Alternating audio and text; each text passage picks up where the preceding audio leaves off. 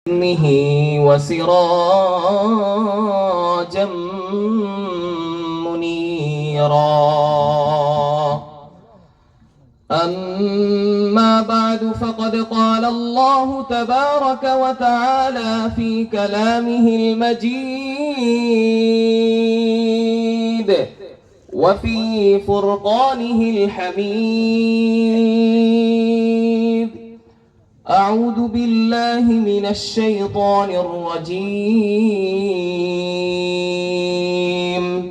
بسم الله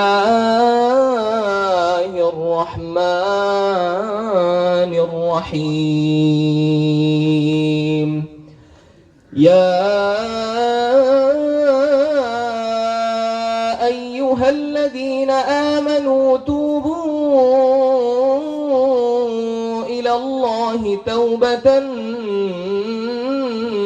نصوحا عسى ربكم أن يكفر عنكم سيئاتكم ويدخلكم جنات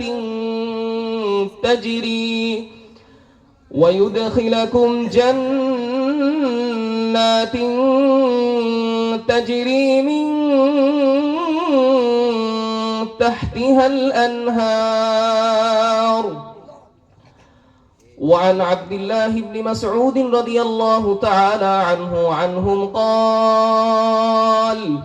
قال رسول الله صلى الله عليه وسلم: التائب من الذنب كمن لا ذنب له، أو كما قال عليه الصلاة والسلام. সকলে দুরূদ শরীফ পড়ি।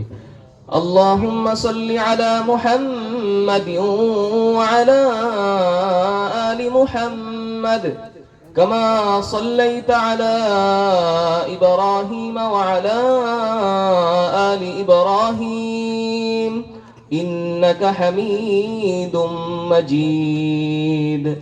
اللهم بارك على محمد وعلى آل محمد كما باركت على إبراهيم وعلى آل إبراهيم إنك حميد مجيد. سبحانك لا علم لنا إلا ما علمتنا إنك أنت العليم الحكيم. الحمد لله. বড়নাল সালেহা আফিফা কওমিয়া মহিলা মাদ্রাসার উদ্যোগে আয়োজিত 12তম বার্ষিক ওয়াজ মাহফিলের শেষ অধিবেশন। আজকের এই মাহফিলের সম্মানিত সভাপতি, প্রধান অতিথি,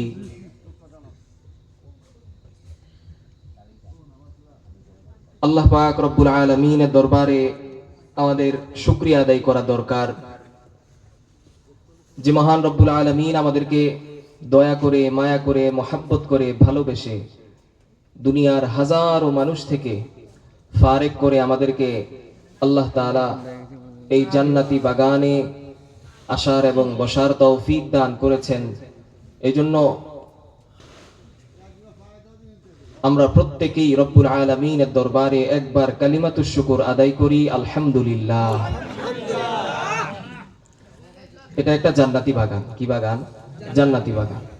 নবীজির সাহাবী হযরতে আনাস ইবনে মালিক রাদিয়াল্লাহু তাআলা আনহু থেকে বর্ণনা, তিনি বলেন রাসূল করিম সাল্লাল্লাহু আলাইহি ওয়াসাল্লাম বলেছেন, ইদা মারারতুম বিরিয়াদিল জান্নাতি ফারতাউ, যখন তোমরা কোন জান্নাতি বাগানে, দুনিয়ার জমিনে কোন জান্নাতি বাগানের পাশ দিয়ে অতিক্রম করবে, ফারতাউ, তোমরা সেখানে কিছুক্ষণ অবস্থান করো, সেখানে গিয়ে উপভোগ করো। সাহাবায়ে কেরাম আশ্চর্য হয়ে জিজ্ঞেস করলেন, ওমা রিয়াদুল জান্নাতি ইয়া রাসূলুল্লাহ, দুনিয়ার মধ্যে আবার জান্নাতি বাগান কোত্থেকে? রাসূল করিম সাল্লাল্লাহু আলাইহি ওয়াসাল্লাম বলেছেন, হিলাকুয যিকরি, দুনিয়ার যেই সমস্ত জায়গায় আল্লাহ তাআলার জিকির করা হয়, আল্লাহ তাআলার আলোচনা করা হয়, দ্বীনের আলোচনা হয়, ইসলামের আলোচনা হয়, সেই জায়গাগুলোই কি জান্নাতি বাগান। সুবহানাল্লাহ। তো আমরা এমন একটা বাগানে এসে বসেছি যেটা রাসূলের ভাষ্য অনুযায়ী জান্নাতি বাগান, এবং এমন একটা জায়গায় আমরা এসে বসেছি হাফফাতহুমুল মালাইকা, হাজারো ফেরেশতারা আমাদেরকে পরিবেষ্টন করে আছেন। সুবহানাল্লাহ। প্রতিনিয়ত আল্লাহ পাক রব্বুল আলামিন আমাদের প্রতি রহমত নাজিল করছেন। সুবহানাল্লাহ। ওয়া নাযালাত আলাইহিমুস সাকিনা, আল্লাহ তাআলা আমাদের জন্য প্রশান্তি বর্ষণ করছেন। সুবহানাল্লাহ। ওয়া যাকারাল্লাহ তাআলা ফী মান ইনদা, ফেরেশতারা আল্লাহ তাআলার কাছে আছেন না, ওই সমস্ত ফেরেশতাদের সাথে আল্লাহ তাআলা আমি আপনি আপনাদেরকে নিয়ে তাদের কাছে গর্ব করতেছেন। সুবহানাল্লাহ। এমন একটা জায়গায় আমরা বসতে পেরেছি, এজন্য আল্লাহ তাআলার শুকরিয়া আদায় করে আবারও বলি আলহামদুলিল্লাহ। মুসনাদে আহমদের একটি বর্ণনা, রাসূলের সাহাবী হযরতে আনাস ইবনে মালিক রাদিয়াল্লাহু তাআলা আনহু থেকে বর্ণনা, নবীজি সাল্লাল্লাহু আলাইহি ওয়াসাল্লাম বলেন, মা মিন কওমিন ইজতামাউ ইয়াযকুরুনাল্লাহ তাআলা, দুনিয়ার মধ্যে কোন সম্প্রদায়, যে সমস্ত মানুষেরা একত্রিত হয়ে আল্লাহ তাআলার জিকির করে, আল্লাহর স্মরণ করে, আল্লাহ তাআলার জিকিরের মজলিসে বসে, আল্লাহর জিকিরের মজলিসে বসে, রাসূলুল্লাহ সাল্লাল্লাহু আলাইহি ওয়াসাল্লাম বলেছেন, এই যে আপনারা এখান থেকে উঠে যাবেন একটু পরে, এই জায়গায় এসেছেন কেন? লা ইউরিদুনা বিযালিকা ইল্লা ওয়াজহাহু, একমাত্র আল্লাহর সন্তুষ্টির জন্য। অন্য কোনো উদ্দেশ্য আছে? দুনিয়ার কোনো উদ্দেশ্য নাই। লা ইউরিদুনা বিযালিকা ইল্লা ওয়াজহা, একমাত্র আল্লাহর সন্তুষ্টির জন্যই যারা দুনিয়ার কোনো দ্বীনি মজলিসে, যেখানে আল্লাহর আলোচনা হয়, দ্বীনের আলোচনা হয়, ওই সমস্ত জায়গায় যারা বসে একত্রিত হয়, এবং যখন তারা দ্বীনি আলোচনা শুনে উঠে যায়, কি করে? আমরা একটু পরে উঠে যাব না? উঠে যাব। রাসূলুল্লাহ সাল্লাল্লাহু আলাইহি ওয়াসাল্লাম বলেন, ফানাদা মুনাদিম মিনাস সামা, আসমান থেকে একজন ফেরেশতা ডাক দিয়ে বলতে থাকে, কুমু মাগফুরাল লাকুম, তোমরা এতক্ষণ দ্বীনের আলোচনা শুনেছো, আল্লাহ তাআলার আলোচনা শুনেছো, রাসূলের আদর্শের আলোচনা শুনেছো, তোমরা আল্লাহর জিকিরও করেছো, শুনো আল্লাহর পক্ষ থেকে পুরস্কার ঘোষণা আল্লাহ তাআলা করেছেন, তোমরা উঠে যাচ্ছ, তোমাদের পুরস্কার তোমরা নিবা না? আল্লাহ তাআলা বলেন, রাসূলুল্লাহ সাল্লাল্লাহু আলাইহি ওয়াসাল্লাম বলেন, তোমাদের পুরস্কার হচ্ছে মাগফুরাল লাকুম, আল্লাহ তোমাদের গুনাহ মাফ করে দিয়েছেন। সুবহানাল্লাহ। শুধু তাই নয়, আরো আশ্চর্যের কথা, রাসূল এর পরের অংশে বলেন, কদ বুদ্দিলাত সাইয়্যাতিকুম হাসানাত, যে সমস্ত গুনাহ নিয়ে এই দ্বীনের মজলিসে বসেছেন, জিকিরের মজলিসে বসেছেন, ওই সমস্ত গুনাহগুলোকে পরিবর্তন করে দিয়ে আল্লাহ তাআলা ওই সমস্ত গুনাহগুলোকে নেকি দিয়ে পরিবর্তন করে দেন। সুবহানাল্লাহ। তাহলে এখানে বসলে ফায়দা না লস? ফায়দা আছে না নাই?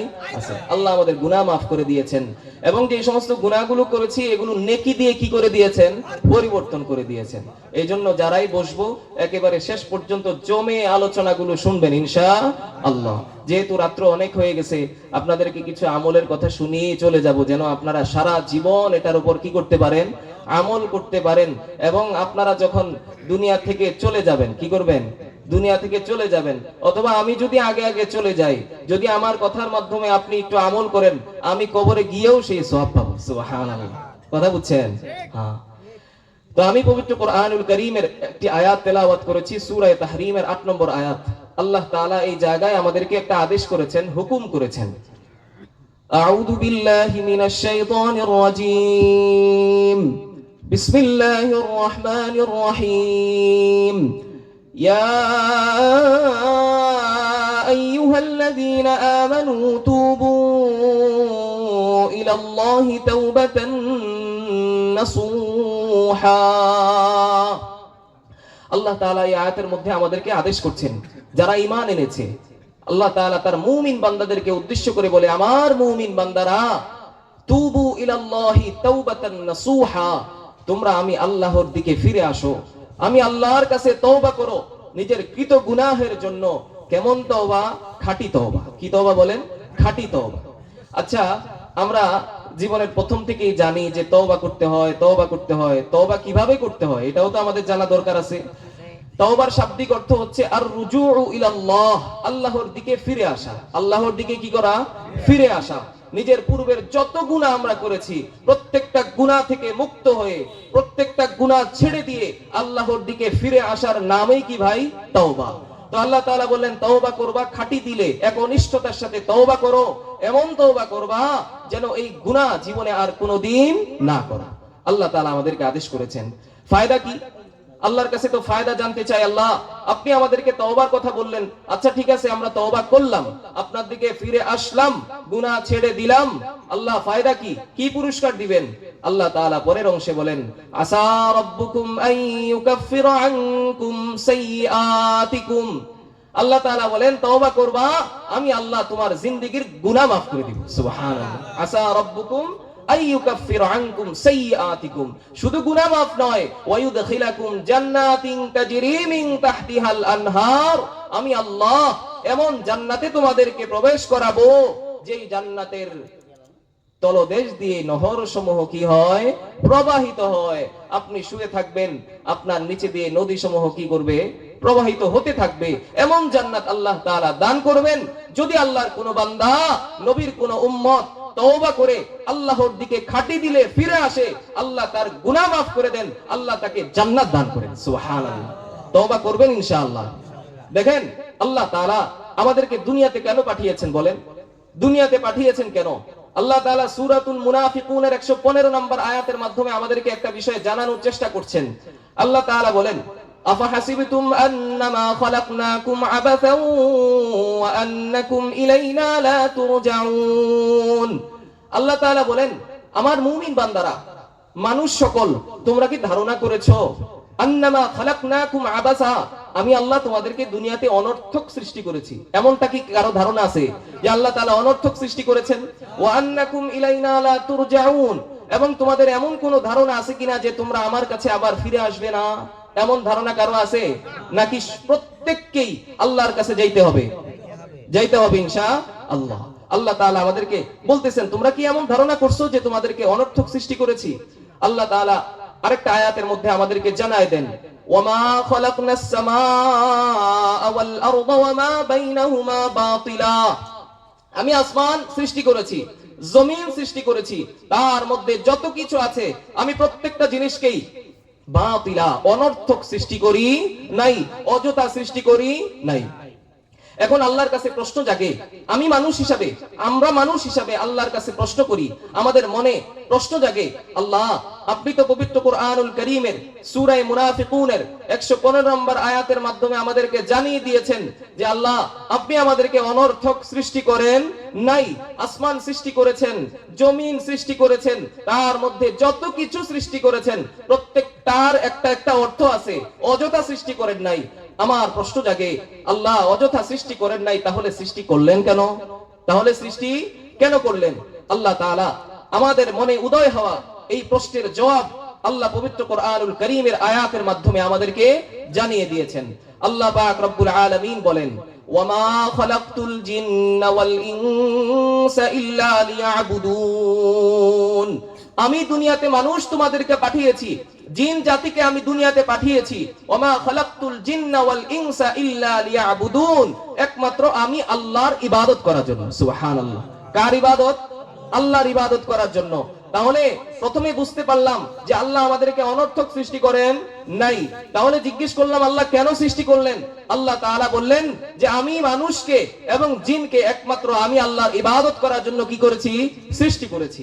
মানুষ হিসেবে আমার প্রশ্ন জাগে, আল্লাহ আপনি আমাদেরকে ইবাদত করার জন্য সৃষ্টি করেছেন, তাহলে ইবাদত করব কতদিন? ইবাদত করব কতদিন? আল্লাহ তাআলা পবিত্র কোরআনুল কারীমের আয়াতের মাধ্যমে আমাদেরকে এই প্রশ্নের উত্তর দিয়ে দিচ্ছেন। আল্লাহ তাআলা বলেন ওয়া'বুদ রাব্বাকা হাত্তা ইয়াতিয়াকাল ইয়াকিন, যতদিন না তোমাদের মৃত্যু আসতেছে, যতদিন না তোমরা মৃত্যুবরণ করছো, ততদিন পর্যন্ত আমি আল্লাহর ইবাদত করতেই থাকো, করতেই থাকো, করতেই থাকো, মৃত্যুর আগ পর্যন্ত তোমাদেরকে আমি আল্লাহর ইবাদত করতে হবে। মানুষ হিসেবে আমার প্রশ্ন জাগে, আল্লাহ আপনার কাছে প্রথম প্রশ্ন করলাম কেন সৃষ্টি করলেন? আপনি বললেন ইবাদতের জন্য সৃষ্টি করেছি। আপনার কাছে প্রশ্ন করলাম আল্লাহ ইবাদত করব কতদিন? আপনি বললেন যতদিন না মৃত্যু তোমার হচ্ছে ততদিন ইবাদত করবা। এখন আল্লাহর কাছে আবার প্রশ্ন জাগে, আল্লাহ মৃত্যু কি তাহলে আমাদের জন্য নিশ্চিত? মৃত্যু কি তাহলে আমাদের জন্য নিশ্চিত? আল্লাহ তাআলা সূরা যারিয়াত 56 নম্বর আয়াতের মাধ্যমে আমাদেরকে জানায় দেন, কুল্লু নাফসিন যায়িকাতুল মাউত। আল্লাহ তাআলা বলেন কুল্লু নাফসিন যায়িকাতুল মাউত, প্রত্যেকটা প্রাণীকে, যার জান আছে, যার প্রাণ আছে, মানুষ হোক, গরু হোক, ছাগল হোক, প্রত্যেকটা প্রাণীকেই, যার প্রাণ আছে, তাকে মৃত্যুর স্বাদ আস্বাদন করতেই হবে। তাকে কি করতে হবে ভাই? মৃত্যুর স্বাদ আস্বাদন করতে হবে। আমার যুবক ভাইয়েরা এখানে বসে আছেন, আপনারা মৃত্যুবরণ করবেন না? কথা বলেন, করবেন না? করবেন। আপনারা, আমার ভাই, আপনারা কবরের সামনে গিয়ে কবরকে জিজ্ঞেস করেন যে কবর তুমি কি 4 বছর 5 বছরের শিশুকে গ্রহণ করেছো কিনা? কবর আপনাকে উত্তর দিয়ে দিবে আমি 4 বছর 5 বছরের শিশুকেও আমি কবর গ্রহণ করেছি। তোমরা গিয়ে জিজ্ঞেস করো যে কবর 15 বছর 20 বছর এর যুবককে তুমি গ্রহণ করেছো কিনা? কবর উত্তর দিবে আমি 15 বছর 20 বছর 25 বছর 30 বছরের যুবককেও গ্রহণ করেছি। কবরকে গিয়ে প্রশ্ন করো, কবর তুমি কি 60 বছর 70 বছর 90 বছরের বৃদ্ধকে গ্রহণ করেছো কিনা? কবর উত্তর দিবে আমি 90 বছরের বৃদ্ধকেও কি করেছি? এই কবরে লাথি মেরে ঢুকিয়ে রেখেছি।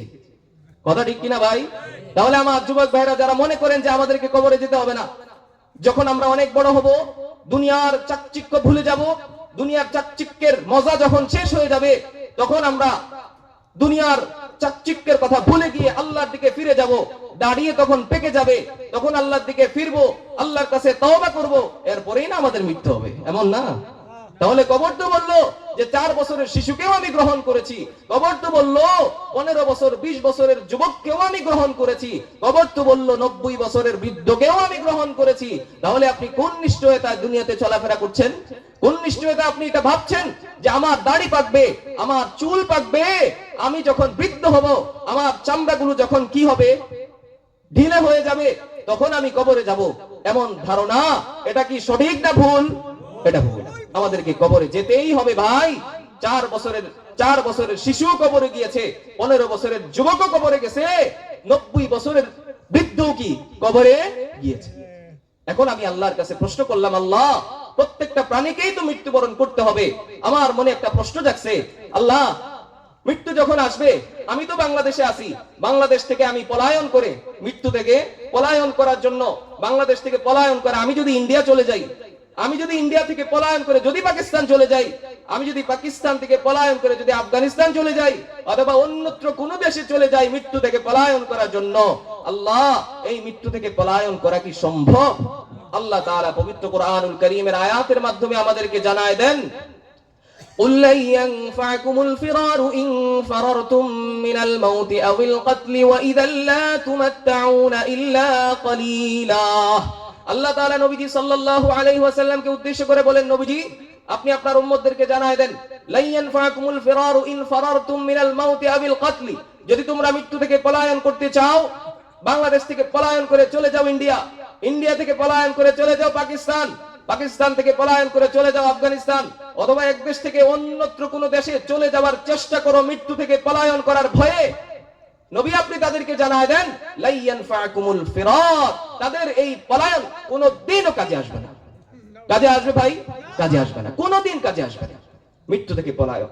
এখন আমার মানুষ হিসেবে আমার আরেকটা প্রশ্ন জাগে, আল্লাহ আমি বাংলাদেশ থেকে অন্যত্র কোন দেশে যাব না মৃত্যু থেকে পলায়ন করার জন্য, দেশেই থাকবো, এমন একটা দুর্গের মধ্যে থাকবো, এমন একটা রাজপ্রাসাদের মধ্যে থাকবো, যেখানে যেই রুমের ভিতরে, যেই রাজপ্রাসাদে ঢুকতে হইলে 100 গেট 100 দরজা অতিক্রম করে ঢুকতে হয়, যেই রাজপ্রাসাদের মধ্যে একটা পিঁপড়া পর্যন্ত প্রবেশ করতে পারে না, আল্লাহ আমি ওই রাজপ্রাসাদের মধ্যে থাকবো, সেখান থেকেও কি মৃত্যু আমাকে পাকড়াও করবে? আল্লাহর কাছে প্রশ্ন করলাম।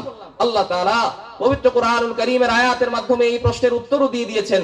আল্লাহ তাআলা বলেন, আইনামা তাকুনু ইউদরিকুমুল মাউতু ওয়ালাউ কুনতুম ফি বুরুজিম মুশাইয়াদাহ, যদি তোমরা কঠিন দুর্গের মধ্যেও থাকো, রাজপ্রাসাদের মধ্যে থাকো যেখানে একটা পিঁপড়া পর্যন্ত প্রবেশ করতে পারে না, আইনামা তাকুনু, যেখানেই থাকো না কেন, ইউদরিকুমুল মাউতু, সেই জায়গা থেকে তোমাকে মৃত্যু পাকড়াও করবে। কথা ঠিক কিনা? মৃত্যু থেকে পলায়ন করা কোনোদিনও কিনা, কোনোভাবেই, কোনো মুহূর্তে কিনা সম্ভব না।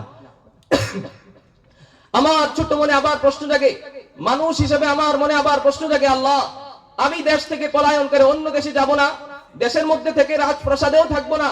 আল্লাহ, মৃত্যু যখন আসবে, আমি মালাকুল মউত, মৃত্যুর ফেরেশতাকে শুধু 1 মিনিট সময় চাইবো, ফেরেশতা আপনি আমার জান শুধু 1 মিনিট আগে কবজ করেন অথবা 1 মিনিট পরে কবজ করেন, এটা আমার চাহিদা, আপনি আমার চাহিদা পূরণ করেন। আল্লাহর কাছে যদি প্রশ্ন করি, আল্লাহ আমার এমন চাহিদা পূরণ করার কোনো সুযোগ আছে কিনা, আল্লাহ তাআলা জানায় দেয়, বান্দা ওয়ালিকুল্লি উম্মাতিন আজাল ফাইদা জাআ আজালুহুম লা ইস্তাখিরুনা সাআতান ওয়া লা ইস্তাকদিমুন। প্রত্যেকটা জাতির মৃত্যুর একটা নির্ধারিত সময় রয়েছে, প্রত্যেকটা জাতির মৃত্যুর নির্ধারিত সময় রয়েছে। ফাইদা জাআ আজালুহুম, মৃত্যুর নির্ধারিত সময় যখন চলে আসে, লা ইস্তাখিরুনা সাআ ওয়া লা ইস্তাকদিমুন, 1 মিনিটের জন্য সে মৃত্যুকে আগেও করতে পারবে না, 1 মিনিটের জন্য মৃত্যুকে সে পরেও করতে পারবে না। এই প্রশ্ন, এই সুযোগ চাইলে কোনো লাভ হবে ভাই? না। এখন আল্লাহর কাছে আবার বলি, আল্লাহ আমি মৃত্যুর আগে 1 মিনিট সময় চেয়ে শুধু বলবো, আল্লাহ ওয়ালা ইউআখিরুল্লাহু নাফসান ইযা জাআ আজালুহা ফাআসসাদদাক ওয়া আকুম মিনাস সালিহিন। আল্লাহ যখন মৃত্যু আসবে, আমি শুধু মালাকুল মউতকে বলবো, আমাকে একটু সুযোগ দেন, আমাকে একটু সুযোগ দেন, ফাআসসাদদাক ওয়া আকুম মিনাস সালিহিন। আমি দুনিয়াতে কিছু সময় পেয়ে আবার তওবা করব, আল্লাহর কাছে বলবো, আল্লাহ যে গুনাহ করছি এই গুনাহ আর কোনোদিন করব না, আল্লাহ তওবা করে তোমার দিকে ফিরে আসব, দ্বীনি কাজগুলো করব, আল্লাহ আবার ইবাদত শুরু করে দিব, আল্লাহ নিষ্পাপ হব, আল্লাহ নেককার বান্দাদের অন্তর্ভুক্ত হব, একটু সময় দেন। আল্লাহর কাছে যদি এইভাবে বলি, আল্লাহ এমন সময়, এমন সুযোগ হবে কিনা, আল্লাহ তাআলা জানায় দেয়, ওয়ালা ইউআখিরুল্লাহু নাফসান ইযা জাআ আজালুহা, মৃত্যুর নির্ধারিত সময় চলে এসেছে, ওই সময় যদি বলো, আল্লাহ আমি ভালো হয়ে যাব, নেককার বান্দাদের অন্তর্ভুক্ত হয়ে যাব, এই সুযোগ আর কোনোদিন কাজে আসবে না। তাহলে মৃত্যু থেকে পলায়ন করা কোনোদিনও কোনো মুহূর্তে সম্ভব কিনা? সম্ভব। অনেকভাবেই আল্লাহকে জিজ্ঞেস করলাম, আল্লাহ উত্তর দিলেন, কোন মুহূর্তের জন্য, কোন দিনের জন্য, কোনোভাবেই তুমি মৃত্যু থেকে পলায়ন করতে পারবে না। আল্লাহর কাছে ফাইনাল প্রশ্ন, সূরা জুমআ 8 নম্বর আয়াত, আল্লাহ তাআলা আল্লাহর কাছে বলি, আল্লাহ তাহলে কি মৃত্যু আমাদেরকে পাকড়াও করবেই করবে, মৃত্যু বরণ করতেই হবে, কবরে যেতেই হবে? আল্লাহ তাআলা পবিত্র কোরআনুল কারীমের সূরা জুমআ 8 নম্বর আয়াতের মাধ্যমে আমাদেরকে জানায় দেন, قل إن الموت الذي تفرون منه فإنه ملاقيكم ثم تردون إلى عالم الغيب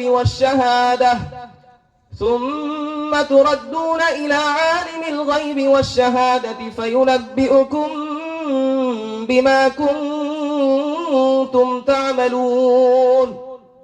আল্লাহর কাছে ফাইনাল প্রশ্ন করলাম, আল্লাহ তাহলে মৃত্যু আমাদেরকে পাকড়াও করবেই করবে? আল্লাহ তাআলা সূরা জুমার 8 নম্বর আয়াতের মাধ্যমে আমাদেরকে জানায় দেন, কুল ইন্নাল মাউতাল্লাযী তাফিরুন, যেই মৃত্যু থেকে বান্দারা তোমরা পলায়ন করার চেষ্টা করতেছো, ফা ইন্নাহু মুলাকীকুম, সেই মৃত্যু তোমাদের সাথে সাক্ষাৎ করবেই করবে, করবেই করবে, করবেই করবে, এতে কোনো সন্দেহ নাই। কি ভাই, মৃত্যু থেকে পলায়ন করার কোনো সুযোগ আছে? নাই, মৃত্যু থেকে পলায়ন করার কোনো সুযোগ নাই। আপনি যদি কবরে যান, আপনি যদি মৃত্যুবরণ করেন এই দুনিয়াবি কাজ নিয়ে, আপনি যদি মৃত্যুবরণ করেন বদ আমল নিয়ে, আপনি যদি মৃত্যুবরণ করেন নামাজ না নিয়ে, আপনি যদি মৃত্যুবরণ করেন রোজা না নিয়ে, আপনি যদি মৃত্যুবরণ করেন বদ আমল নিয়ে, খারাপ কাজ নিয়ে, অপকর্ম নিয়ে, অশ্লীলতা নিয়ে, বেহায়াপনা নিয়ে, উলঙ্গপনা নিয়ে যদি আপনি মৃত্যুবরণ করেন, এই গুনাহ নিয়ে যদি কবরে যান, আপনার কবরের অবস্থা হবে ভয়ঙ্কর। আমরা অনেকে মনে করি যে কবরেই তো থাকবো, যখন কিয়ামত হবে আল্লাহ তাআলা মিজানের পাল্লা, ইনসাফের পাল্লা কায়েম করবেন, আল্লাহ পুলসিরাত আল্লাহ তাআলা স্থাপন করবেন, তারপরেই না একটা ফয়সালা হবে, একদল জান্নাতে যাবে, আরেক দল কোথায় যাবে? জাহান্নামে যাবে। এমন অনেকের ধারণা না। যারা এই সমস্ত অপকর্ম নিয়ে, গুনাহ নিয়ে কবরে যাবেন, আপনাদের কবর থেকেই আপনাদের জাহান্নামের শাস্তি শুরু হয়ে যাবে। ঠিক কিনা? কবর থেকেই জাহান্নামের শাস্তি শুরু হয়ে যাবে। আপনি যখন এই বদ আমল নিয়ে যাবেন, আল্লাহ তাআলা তো নবীজি সাল্লাল্লাহু আলাইহি ওয়াসাল্লামের হাদিস, মুসনাদে আহমদের বর্ণনা 18597 নম্বর হাদিস আপনারা খুললেই পেয়ে যাবেন। এই হাদিসের একটা অংশ বলি, রাসূলুল্লাহ সাল্লাল্লাহু আলাইহি ওয়াসাল্লাম বলেন, যখন আপনি কবরে যাবেন বদ আমল নিয়ে, কি আমল? বদ আমল নিয়ে। দুনিয়াতে থাকতে কোনোদিন ভালো কাজ করেন নাই, শুধু আপনার পাসপোর্টে লেখা ছিল আপনি মুসলমান, আপনার আইডি কার্ডে লেখা ছিল শুধু আপনি মুসলমান, অন্য কোন কাজে আপনার মুসলমানিত্বের পরিচয় আপনি দুনিয়ায় থাকতে কি করতে পারেন নাই? দিতে পারেন নাই। আপনি কবরে যাবেন, আল্লাহ তাআলা ফাতুআদু রূহুহু ইলা জাসাদি, আপনার শরীরের মধ্যে আপনার রূহ ফুঁকে দিবেন। কি করবেন? রূহ ফুঁকে দিবেন। ফায়াতিয়ানিহি বালাকান, দুইজন ফেরেশতা আসবে, ফায়াজলিসানি, এসে আপনার সামনে বসবে। এসে বসার পরে আপনাকে জিজ্ঞেস করবে মার রাব্বুকা। কি জিজ্ঞেস করবে বলেন? মার রাব্বুকা, তোমার রব কে বলো। আপনারা অনেকেই মনে করেন যে দুনিয়ায় থাকতে এই প্রশ্নগুলোর উত্তর তো আমি সবাই পারি। যারা প্যান্ট শার্ট পরে তারাও পারে, যারা টুপি পরে না তারাও পরে, যারা 5 ওয়াক্ত নামাজ পড়ে তারাও পারে, যারা 5 ওয়াক্ত নামাজ পড়ে না তারাও পারে, যারা পাঞ্জাবি পড়ে তারাও তো পারে, সবাই তো পারে। আমার যুবক ভাইদেরকে যদি জিজ্ঞেস করি এই 3টা প্রশ্নের উত্তর তোমরা পারবা কিনা, তারা সাথে সাথে বলবে এই 3 প্রশ্নের উত্তর তো অনেক সহজ। কিন্তু আপনি যদি এই 3 প্রশ্নের উত্তর তো জানেন এখন, ঠিক আছে, কিন্তু আপনি আল্লাহর ইবাদত কুরআনুল কারীমের মাধ্যমে আল্লাহ যে সমস্ত বিষয় আদেশ করে গেছেন আপনি মানেন নাই, রাসূলের সুন্নাহ অনুযায়ী জীবন যাপন করেন নাই, বদ আমল নিয়ে কবরে গেছেন। যদিও দুনিয়ায় থাকতে মনে হচ্ছে 3টা প্রশ্নের উত্তর অনেক সহজ, কিন্তু আপনি কবরে গিয়ে আটকায় যাবেন। কবরে গিয়ে কি করবেন? আটকায় যাবেন। ফেরেশতারা আপনাকে জিজ্ঞেস করবে মার রাব্বুকা, বলো তো তোমার রব কে, বলো না তোমার রব কে। তখন আপনি বদ আমল নিয়ে কবরে গেছেন, আপনি বলবেন হা হা হা লা আদরি, আমার রবের পরিচয় আজকে আমি জানি না। হা হা হা লা আদরি, নবীজি হাদিসের মধ্যে বলছেন, আপনারা কি বলবেন? হা হা লা আদরি, আমি আজকে আমার রবের পরিচয় জানি না। আপনাকে জিজ্ঞেস করা হবে ওয়ামা দীনুকা, তোমার ধর্ম কি, তোমার ধর্ম কি বলো। আপনি তখন একই উত্তর দিবেন হা হা হা লা আদরি। দুনিয়ায় থাকতে ধর্ম তো নামে ছিল, দুনিয়ায় থাকতে মুসলমান তো নামে ছিল, আমি তো কোনো কাজই করি নাই, আজকে আমার ধর্মের পরিচয় আমি ভুলে গেছি, ইসলাম যে আমার ধর্ম সেটাই আমি বলতে পারছি না। আপনাকে তৃতীয় প্রশ্ন করা হবে ওয়ামা হাদার রাজুলুল্লাযী বুইসা ফীকুম, নবীজির রওজা থেকে কবর পর্যন্ত একটা রাস্তা করা হবে, নবীজির চেহারা আপনাকে দেখানো হবে, এই যে ব্যক্তিটা বলো তো, এই ব্যক্তিটা কে, এই ব্যক্তিটা কে বলো তো। আপনি তখন বলবেন হা হা হা লা আদরি, এই ব্যক্তির পরিচয় আজকে আমি জানি না। নাউজুবিল্লাহ। কথা বুঝছেন ভাই? কথা বুঝছেন আমার? ওই দিন আপনার অবস্থা কি হবে? আপনি যখন 3টা প্রশ্নের উত্তর দিতে পারবেন না, আল্লাহ তাআলা সাথে সাথে ফেরেশতাদেরকে আদেশ করবেন ফাফরিশুহু মিনান নার, জাহান্নাম থেকে একটা বিছানা এনে তার নিচে বিছায় দাও। নাউজুবিল্লাহ। কোথা থেকে বিছানা আনবে? জাহান্নাম থেকে। জাহান্নাম থেকে বিছানা এনে আপনার নিচে বিছায় দিবে। ফেরেশতাদেরকে আল্লাহ আদেশ করবেন ওয়ালবিসুহু মিনান নার, জাহান্নাম থেকে একটা পোশাক এনে তার শরীরে পরায় দাও। নাউজুবিল্লাহ। কোথা থেকে? জাহান্নাম থেকে। জাহান্নামের পোশাক কি আরামদায়ক নাকি আগুনে উত্তপ্ত? আগুনে উত্তপ্ত। তাহলে আমরা যারা চিন্তা করি যে আমাদের মিজানের পাল্লা কায়েম হবে এবং পুলসিরাত স্থাপন করা হবে, তারপরে ফয়সালা হবে কে জান্নাতি কে জাহান্নামী, তাহলে কবরেই তো আপনাকে জাহান্নামের শাস্তি ভোগ করতে হচ্ছে কিনা? কবরেই জাহান্নামের শাস্তি আপনাকে ভোগ করতে হবে। 3 নাম্বার, আল্লাহ তাআলা ফেরেশতাদেরকে আদেশ করবেন আফতাহু লাহু বাবান ইলান নার, ও ফেরেশতারা এই পাপিষ্ঠ, এই নাফরমান, এই নাফরমানের কবর থেকে জাহান্নাম পর্যন্ত একটা দরজা খুলে দাও, যেন এই জাহান্নামের উত্তপ্ত আবহাওয়া তার কবরে আসতে পারে। নাউজুবিল্লাহ। কথা বুঝছেন? চিন্তা করেন, যখন গুনাহ করবেন তখন চিন্তা করেন, দরজা বন্ধ করে যে গুনাহ করেন, লাইট বন্ধ করে চিন্তা করবেন শুধু দুনিয়ার কোন মানুষ আপনাকে দেখে না, কিন্তু আসমানের সেই আল্লাহ আপনাকে কি করতেছে? দেখতেছে। ইয়ালামু খায়নাতাল আয়ুনি ওয়া মা তুখফিস সুদূর, আপনি চোখ দিয়ে একজনকে চোখ টিপ মারেন, ওই চোখের এই খেয়ানত এটাও আল্লাহ তাআলা জানেন। এটা জানেন না আল্লাহ তাআলা? হ্যাঁ, আল্লাহ জানেন, সবকিছুই আল্লাহ জানেন। তাহলে ভাই বলেন, কবরে গিয়ে যদি আপনার জাহান্নামের শাস্তি ভোগ করা শুরু হয়ে যায়, তাহলে আপনার অবস্থা কতটা ভয়ঙ্কর হবে বলেন? ইবাদত করবেন ইনশাআল্লাহ, আল্লাহর বিধান অনুযায়ী জীবন যাপন করবেন ইনশাআল্লাহ, রাসূলের সুন্নাহ অনুযায়ী জীবন যাপন করবেন ইনশাআল্লাহ। আল্লাহ আমাদের সবাইকে তৌফিক দান করেন। এতক্ষণ শাস্তির কথা শুনাইলাম, বিপরীত দিকের কথা শুনাই। আপনি যখন ইমানদার হয়ে কবরে যাবেন, আপনি যখন নেক আমল নিয়ে কবরে যাবেন, আপনি যখন নামাজ, রোজা, হজ আল্লাহর ইবাদত রাসূলের সুন্নাহ নিয়ে কবরে যাবেন, বিপরীত কথা হবে। আল্লাহ তাআলার ফেরেশতারা জিজ্ঞেস করবে, মার রাব্বুকা, বলেন তো আপনার রবকে। আপনি হেসে হেসে উত্তর দিবেন, আল্লাহ। বলেন সবাই, আল্লাহ। আমার রব কে? আল্লাহ। আপনি হেসে হেসে উত্তর দিবেন, আমার রব আল্লাহ। আপনাকে জিজ্ঞেস করা হবে, ওমা দীনুকা, তোমার ধর্ম কি বলো তো? আপনি হেসে হেসে উত্তর দিবেন, আল ইসলাম। আমার দ্বীন কি বলেন? ইসলাম। আপনাকে জিজ্ঞেস করা হবে, ওমা হাদার রাজুলুল্লাযী বুইদা ফীকুম, ওই যে দেখতে পাচ্ছ এই ব্যক্তিটা, এই ব্যক্তিটা কে বলো তো? আপনি হেসে হেসে উত্তর দিবেন, ওয়া মুহাম্মাদুর রাসূলুল্লাহ সাল্লাল্লাহু আলাইহি ওয়াসাল্লাম। সুবহানাল্লাহ। ঠিক আছে না ভাই? তারপর আল্লাহ তাআলা যখন আপনি সাথে সাথে উত্তরগুলো দিয়ে দিবেন, আল্লাহ তাআলা ফেরেশতাদেরকে আদেশ করবেন, আমার বান্দা দুনিয়ায় থাকতে আমার ইবাদত করছে, আমার রাসূলের সুন্নাহ অনুযায়ী জীবন যাপন করছে। ফেরেশতারা শোনো, আমার এই বান্দাকে কবরে কঠিন কোনো শাস্তি দেওয়া যাবে না। আমার বান্দার জন্য ফাফরিশুহু মিনাল জান্নাহ, জান্নাত থেকে একটা বিছানা আনো, আমার বান্দার নিচে বিছায় দাও। সুবহানাল্লাহ। ওয়ালবিসুহু মিনাল জান্নাহ, জান্নাত থেকে একটা পোশাক এনে আমার বান্দাকে পরায় দাও, যেন জান্নাতি আবহাওয়া, যেন জান্নাতের সুখ সে এই কবরেই পাইতে পারে। সুবহানাল্লাহ। 3 নাম্বার, ফেরেশতাদেরকে আল্লাহ বলবেন, ওয়াফতাহু লাহু বাবান ইলাল জান্নাহ, কবর থেকে জান্নাত পর্যন্ত একটা দরজা খুলে দাও, যেন জান্নাতের সুন্দর আবহাওয়া, জান্নাতের সেই সুখময় জীবন, সেই আবহাওয়া যেন এই কবরেও আসতে পারে, আমার বান্দা কবরেই যেন জান্নাতের সুখ শান্তি অর্জন করতে পারে, সেই ব্যবস্থা করে দাও। সুবহানাল্লাহ। আমার ভাই, দুনিয়াতে ইবাদত করলে, আমল করলে, 5 ওয়াক্ত নামাজ পড়লে, গুনাহ থেকে বেঁচে থাকলে লাভ না লস? লাভ। এজন্য চেষ্টা করা ভাই, চেষ্টা করেন গুনাহ থেকে বেঁচে থাকার চেষ্টা করেন। দেখবেন আপনি যখন আস-সা'য়ু মিন্না ওয়াল ইতমামু মিনাল্লাহ, আপনার চেষ্টা যখন শুরু হবে, দেখবেন আল্লাহ তাআলার পক্ষ থেকে রহমত আপনার প্রতি আসা, আল্লাহ তাআলা সেই সফলতা আপনাকে দান করবেন। কেননা আপনি কি করেছেন?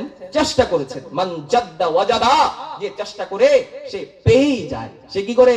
পেয়েই যায়। চেষ্টা করবেন ইনশাআল্লাহ ভাই, গুনাহ থেকে বেঁচে থাকার চেষ্টা করবেন ইনশাআল্লাহ। আল্লাহ আমাদের সবাইকে গুনাহ থেকে বেঁচে থাকার তৌফিক দান করেন। তো আমি বলছিলাম, কোরআনের কারীমের একটা আয়াত, সূরা তাহরীম 8 নম্বর আয়াত, আল্লাহ তাআলা আমাদেরকে কি করেছিলেন? তওবা করার আদেশ করেছেন। কি করার? তওবা করার আদেশ আল্লাহ তাআলা আমাদেরকে করেছেন। কিভাবে আমরা তওবা করব? কিভাবে আমরা তওবা করব আমাদের জানার দরকার আছে না নাই? এখন যে কথাগুলো বলবো খুবই গুরুত্বপূর্ণ, একটু মনোযোগ দিয়ে শুনবেন।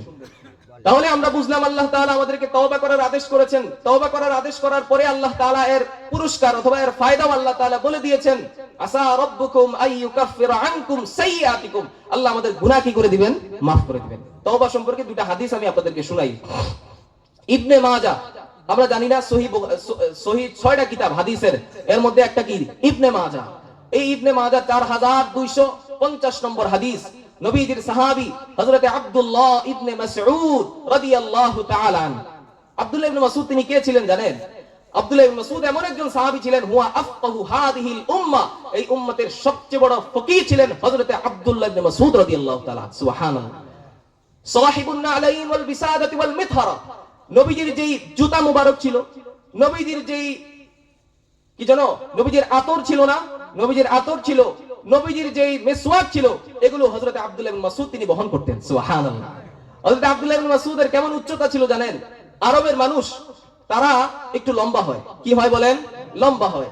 এই লম্বা মানুষটি যখন আসন দিয়ে বসতো, তাদেরকে যেমন উচ্চতা দেখা যাইতো, হযরতে আব্দুল্লাহ ইবনে মাসউদের উচ্চতা ছিল তেমন। সুবহানাল্লাহ। অথচ তিনি ছিলেন এই উম্মতের সবচেয়ে বড় ফকিহ। হযরতে আব্দুল্লাহ ইবনে মাসউদ রাদিয়াল্লাহু তাআলা আনহুর একটা ছোট্ট একটা ঘটনা শুনাই।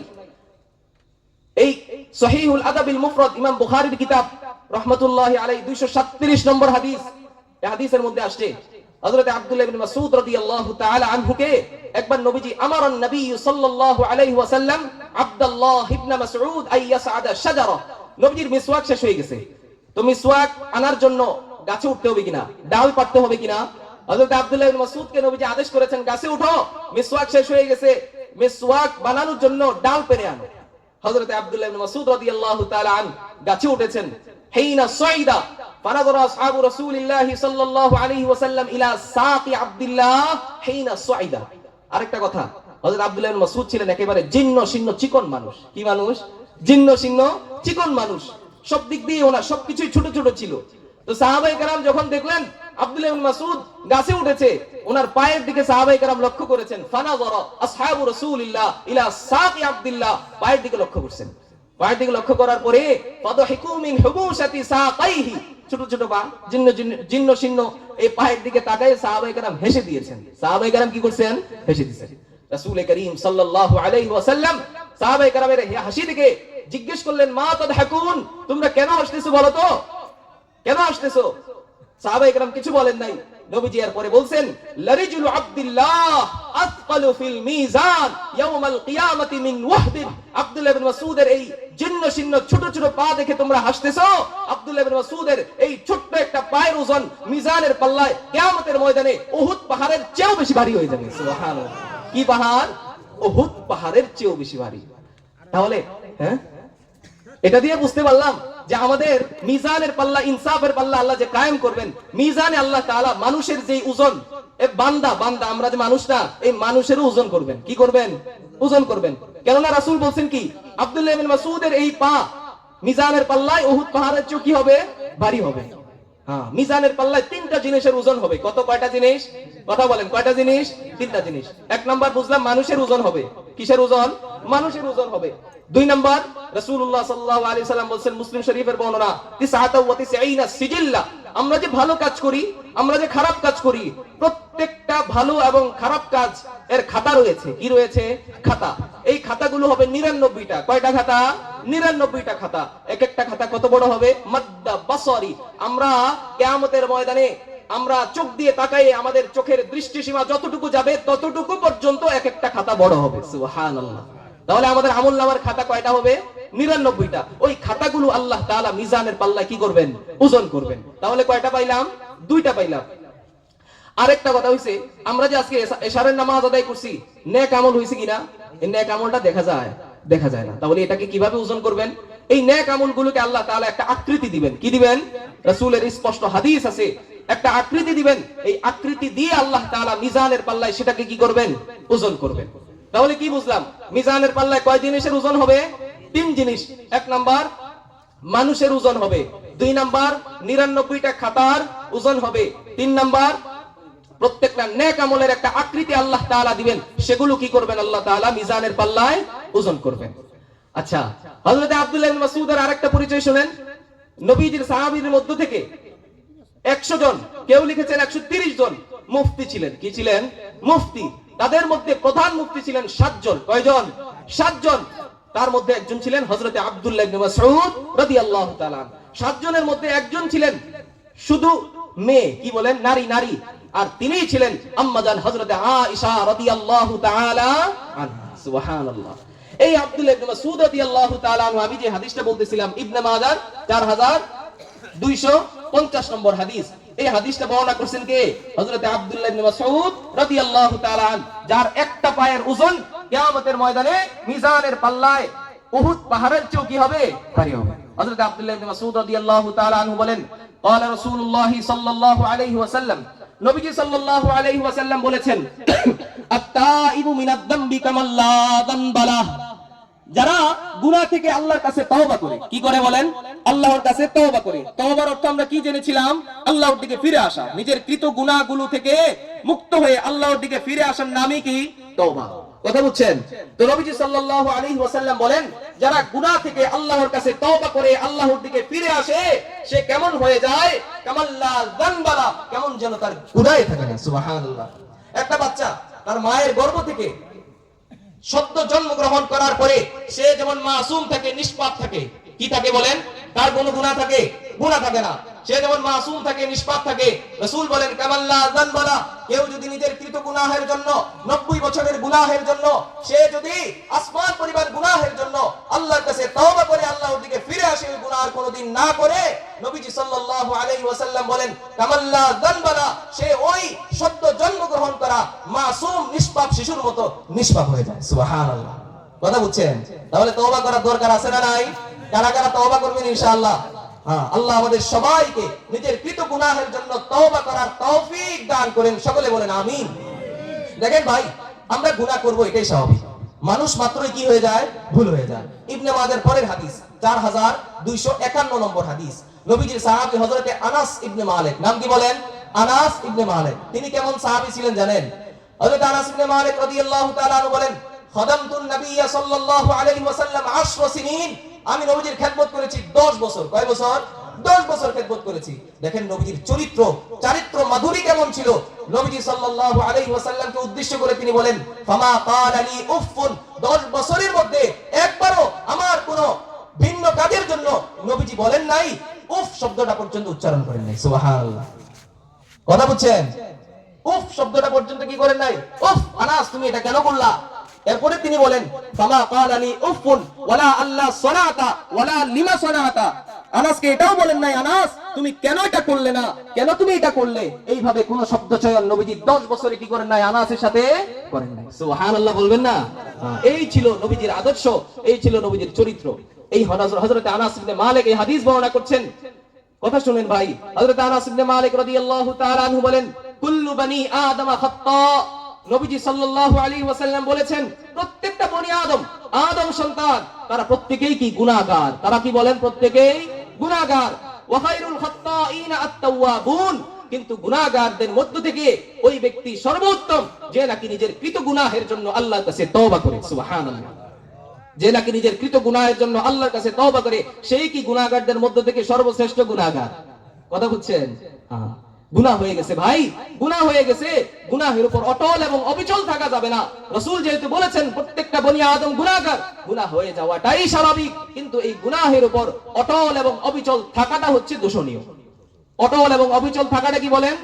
দোষণীয়।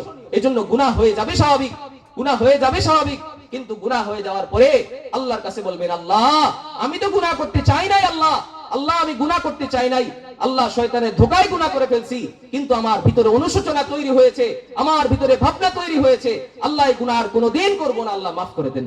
আল্লাহ 90 বছরের গুনাহ মাফ করে দিবেন। সুবহানাল্লাহ, কথা বুঝছেন?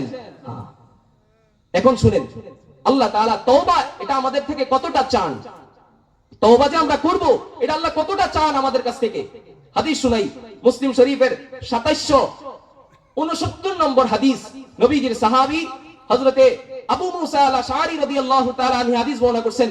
নবীজি সাল্লাল্লাহু আলাইহি ওয়াসাল্লাম বলেন, ইন্নাল্লাহা আযজা ওয়া জাল্লা ইয়াবসুতু ইয়াদাহু বিল-লাইলি লিয়াতুবা মুসিউন নাহার, আল্লাহ তাআলা প্রতিটা রাতে তার কুদরতি হাত বিছায় রাখেন, বান্দা আমার কাছে তওবা করো, আমার কাছে তওবা করো, তোমার দিনের গুনাহগুলো আমি মাফ করে দেব। সুবহানাল্লাহ।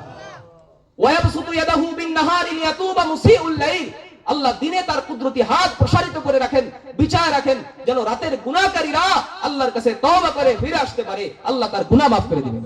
এইভাবে হাত আল্লাহ কতদিন বিছায় রাখবেন? কতদিন তার কুদরতি হাত আল্লাহ বিছায় রাখবেন? রাসূল বলেন, হাত্তা তাতলু আশ-শামসু মিন মাগরিবিহা, যতদিন সূর্য পশ্চিম দিক দিয়ে না উঠবে ততদিন আল্লাহ তওবা কবুল করতে থাকবেন, ততদিন আল্লাহ তার এই কুদরতি হাত প্রসারিত করে রাখবেন। সুবহানাল্লাহ।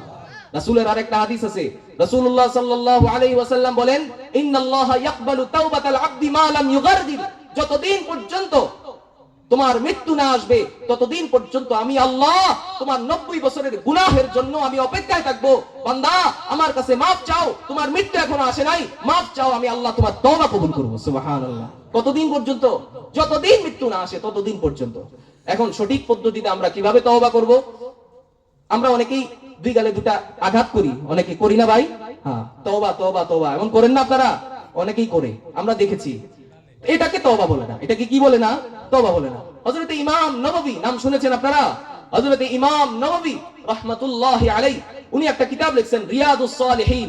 নাম কি বলেন? রিয়াদুস সালিহিন। এই কিতাবের 17 নম্বর পৃষ্ঠায় তিনি একটা অধ্যায় কায়েম করেছেন, বাবুত তাওবা, তওবার অধ্যায়। কিসের অধ্যায়? তওবার অধ্যায়।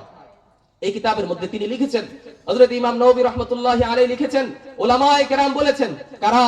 উলামায়ে কেরাম বলেছেন, সঠিক পদ্ধতিতে যদি তোমরা তওবা করতে যাও তাহলে তোমাদের 4টা শর্ত ফলো করতে হবে। এই 4 শর্ত অনুযায়ী যদি তওবা করো তাহলে আল্লাহ তাআলা তোমাদের যত কবিরা গুনাহ আছে আল্লাহ সব কবিরা গুনাহ মাফ করে দিবেন। সুবহানাল্লাহ।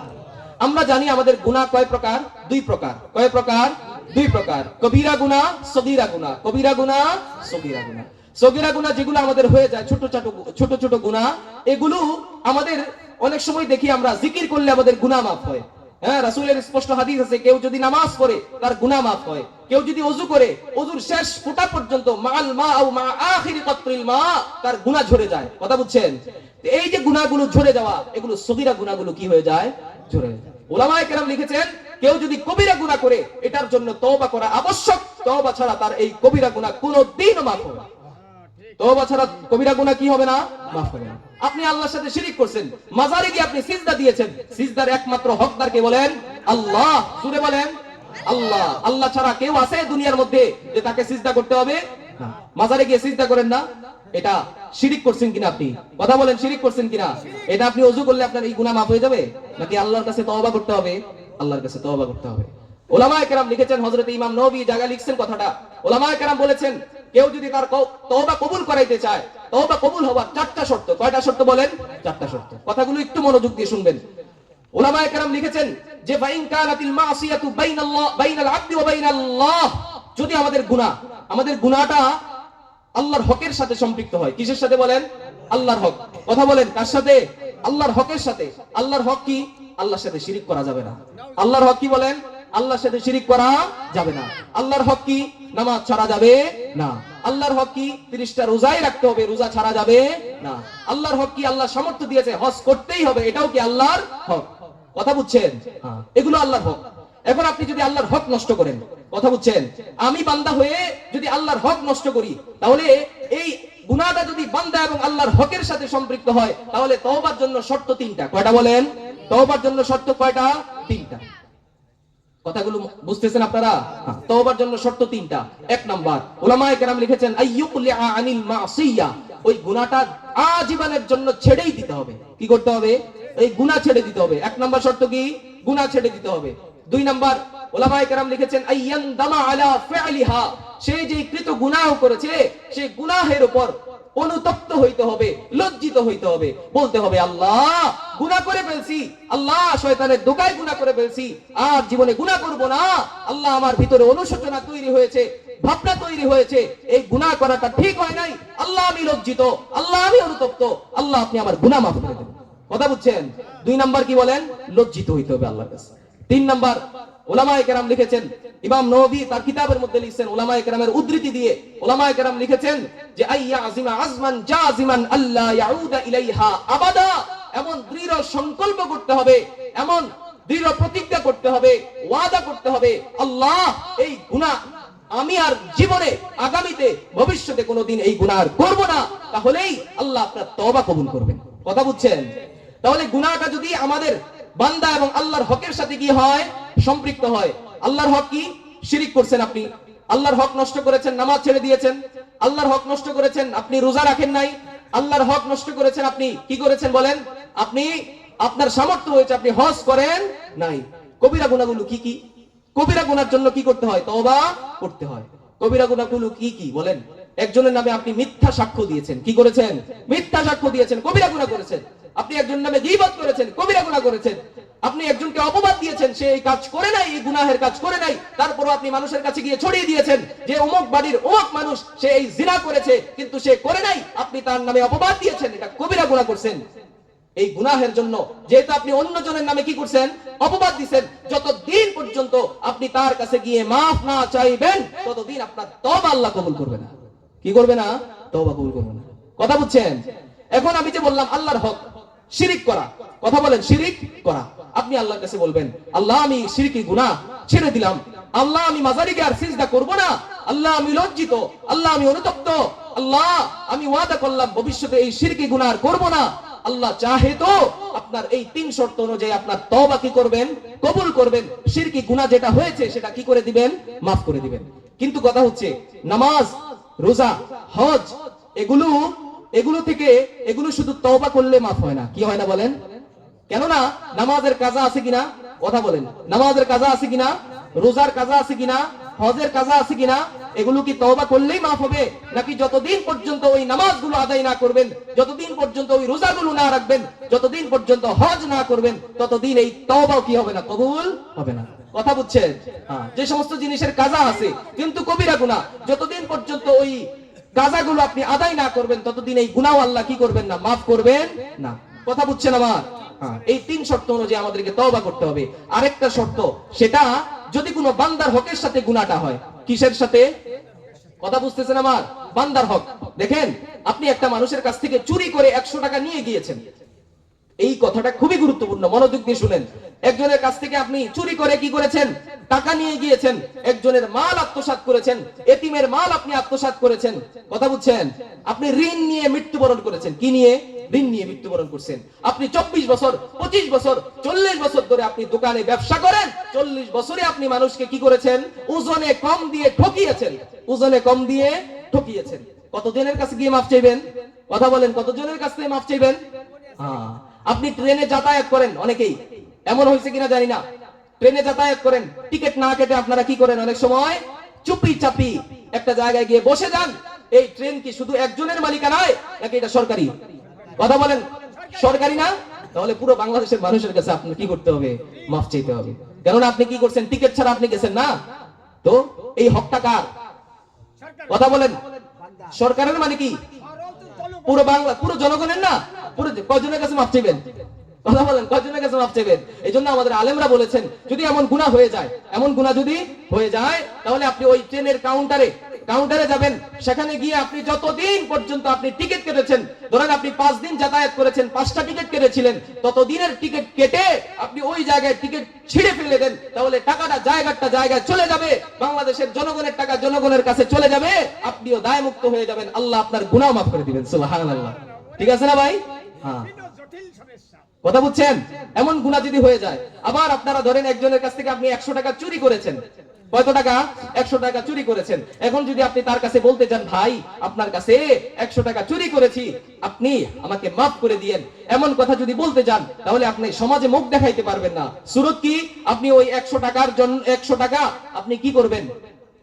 কথা বলেন, তার কাছে গিয়েই মাফ চাইতে হবে। তার কাছে গিয়েই কি করতে হবে? মাফ চাইতে হবে। কিন্তু এই মানুষটা নাই দুনিয়াতে। এই মানুষটা দুনিয়াতে নাই, যার কাছ থেকে আপনি 100 টাকা চুরি করেছেন। আপনি এই মানুষটা যেহেতু নাই, তার পরিবারের লোক তো আছে, তার পরিবারের লোকের কাছে গিয়ে মাফ চাইবেন, অথবা 100 টাকা তার পরিবারের লোকের কাছে কি করবেন? ফিরাই দিবেন। তাহলেই আল্লাহ আপনার গুনাহ মাফ করে দিবেন। কি করবেন? গুনাহ মাফ করে দিবেন। এখন পরিবারের লোকও নাই, কি করবেন? পরিবারের লোকও নাই, এটা তো কবিরা গুনাহ। আপনি চুরি করছেন না, কবিরা গুনাহের জন্য তওবা করতে হবে, না হলে আল্লাহ তো কবরে আপনাকে ধরবেন। তাহলে আপনি কি করবেন? ওই ব্যক্তির পরিচয়ও জানেন না, ব্যক্তি মারা গেছে, পরিবারের কাউকেই চিনেন না, আপনি 100 টাকা কিন্তু তার হক মেরে খেয়েছিলেন। এই কবিরা গুনাহের জন্য তওবা যদি আল্লাহ কবুল করাইতে চান, গুনাহ থেকে যদি মাফ পেতে চান, তাহলে আপনাকে ওই 100 টাকা একজন গরিবকে দান করতে হবে, এবং এই 100 টাকার যে সওয়াব, এটা তার আমলনামায় পাঠিয়ে দিতে হবে। সুবহানাল্লাহ। তার আমলনামায় কি করতে হবে? পাঠিয়ে দিতে হবে। কথা বুঝছেন ভাই? হ্যাঁ। এই জন্য যদি গুনাহটা বান্দা এবং আল্লাহর হকের সাথে সম্পৃক্ত হয়, তাহলে তওবার জন্য শর্ত কয়টা বললাম? 3টা। কয়টা বললাম? 3টা। 1 নাম্বার, গুনাহটা ছেড়ে দিতে হবে। 2 নাম্বার, অনুতপ্ত হইতে হবে, লজ্জিত হইতে হবে। 3 নাম্বার, আমাদেরকে দৃঢ় সংকল্প করতে হবে, এই গুনাহ আর কোনোদিন করব না। আর যদি গুনাহটা বান্দার হকের সাথে সম্পৃক্ত হয়, তাহলে 4 নাম্বার শর্তটাও আপনাকে ফলো করতে হবে, ওই বান্দার টাকা বান্দার কাছে ফিরাই দিতে হবে, আর না তো ওই বান্দার কাছে গিয়ে মাফ চাইতে হবে। কথা বুঝছেন? আল্লাহ আমাদেরকে এই 4 শর্ত অনুযায়ী তওবা করার তৌফিক দান করেন।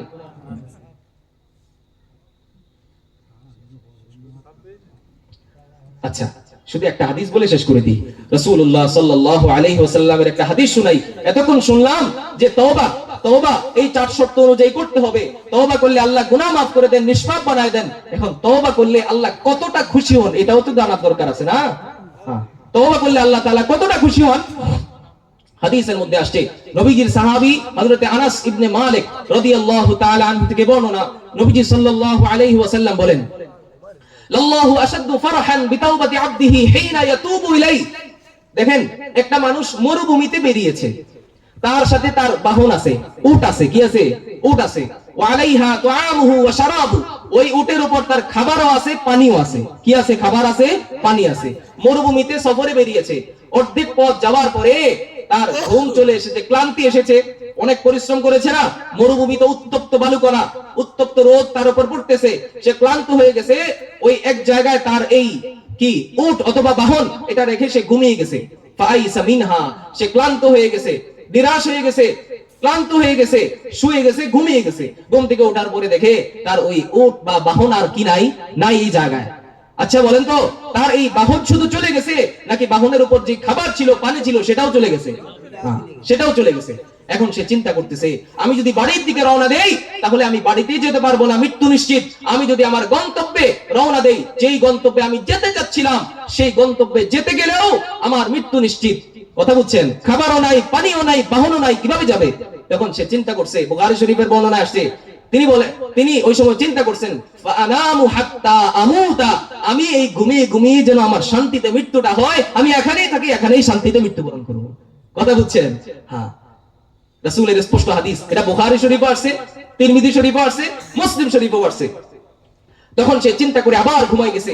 ঘুমায় যাওয়ার পরে ওই আল্লাহর বান্দা ঘুম থেকে ওঠার পরে দেখে ওই বাহন তার সামনে হাজির হয়ে গেছে। সুবহানাল্লাহ, ওই বাহন তার সামনে হাজির হয়ে গেছে। এখন প্রশ্ন করি, ওই বাহন শুধু হাজির হয়েছে নাকি তার খাবার এবং পানি সহ হাজির হয়েছে?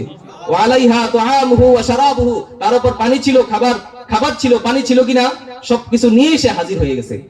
তখন ওই বান্দা এতটাই খুশি হয়েছে, হাদিসের ভাষ্য নবীজি বলেন যে আখতা বিশিদ্দাতিল ফারহি আল্লাহুম্মা আনতা আবদি ওয়া আনা রাব্বুক। সে খুশির ঠেলায়, আমাদের কুমিল্লার ভাষায় বলে খুশির ঠেলায়, শুদ্ধ ভাষায় বলে খুশির অতিশয্যায় সে বলে ফেলেছে, আল্লাহ আপনি আমার বান্দা, আমি আপনার রব। আপনি আমার বান্দা। কিসের ঠেলায় বলেন? খুশির ঠেলায় সে বসে, আল্লাহ আপনি আমার বান্দা, আমি আপনার রব। দেখুন সে কতটা খুশি হয়েছে। রাসূলুল্লাহ সাল্লাল্লাহু আলাইহি ওয়াসাল্লাম বলেন, এই বান্দা তার হারানো বাহন পেয়ে, খাবার পেয়ে, পানি পেয়ে যে খুশিটা না হয়েছে, লাল্লাহু আসাদ্দু ফারহান বিতাওবাতি আবদিহি হিনা ইয়াতুবু ইলাই, আমার বান্দা যখন আমার দিকে ফিরে আসে নিজের কৃত গুনাহের জন্য, আমি আল্লাহর কাছে তওবা করে, আমি আল্লাহ ওই বান্দার চেয়ে কোটি গুণ বেশি খুশি হয়ে যাই। সুবহানাল্লাহ। তওবা করবেন ইনশাআল্লাহ। প্রত্যেকের জন্য এই তওবা প্রযোজ্য। আমার ভাই, নবীজি বলেছেন, হাত্তা তাতলু আশ-শামসু মিন মাগরিবিহা, সূর্য পশ্চিম দিকে ওঠা পর্যন্ত আপনার তওবা আল্লাহ কবুল করবেন, 90 বছরের গুনাহ maaf করবেন। রাসূল বলেছেন, মা লাম ইউগারগির, যতদিন মৃত্যু না হবে ততদিন আপনার তওবা আল্লাহ কবুল করবেন। আমার ভাই, গুনাহ করে ফেলছেন, গুনাহের উপর অটল এবং অবিচল থাকা যাবে না। গুনাহের উপর অটল অবিচল থাইকা না থাইকা গুনাহ হয়ে গেছে। ওয়াল্লাযীনা ইযা ফাআলু ফাহিশা, আমার কোন বান্দা যখন গুনাহ করে ফেলে, অশ্লীল কাজ করে ফেলে, আও যালামু আনফুসাহুম, নিজের উপর জুলুম করে ফেলে, অন্যায় করে ফেলে, ফাস্তাগফির আও যালামু আনফুসাহুম যাকারুল্লাহ, সাথে সাথে আমি আল্লাহকে স্মরণ করে, সাথে সাথে আমি আল্লাহকে কি করে? স্মরণ করে। এই জন্য বলছিলাম, গুনাহ হয়ে গেলে আল্লাহকে সাথে সাথে স্মরণ করেন, বলেন আল্লাহ শয়তানের ধোঁকা করে ফেলছি, আল্লাহ maaf করে দেন। ফাস্তাগফিরুল্লাহ লিযুনুবিহি, আমি আল্লাহকে স্মরণ করে আমি আল্লাহর কাছে maaf চাই, আল্লাহ তাআলা বলেন, আমার ওই বান্দাকে তুমি সুসংবাদ দিয়ে দাও, আমার বান্দাকে পুরস্কারের ঘোষণা দিয়ে দাও। আমার বান্দা গুনাহ করার পরে যখন আমার বান্দা আমাকে স্মরণ করে, আমি আল্লাহর কাছে maaf চাই, আমি আল্লাহ তার জিন্দেগীর উলাইকা জাযাউহুম মাগফিরাতুম মির রাব্বিহিম, আমি আল্লাহর পক্ষ থেকে তার ক্ষমার ঘোষণা তুমি তাকে দিয়ে দাও। সুবহানাল্লাহ। রাসূলের স্পষ্ট হাদিস, তিরমিজি শরীফের 35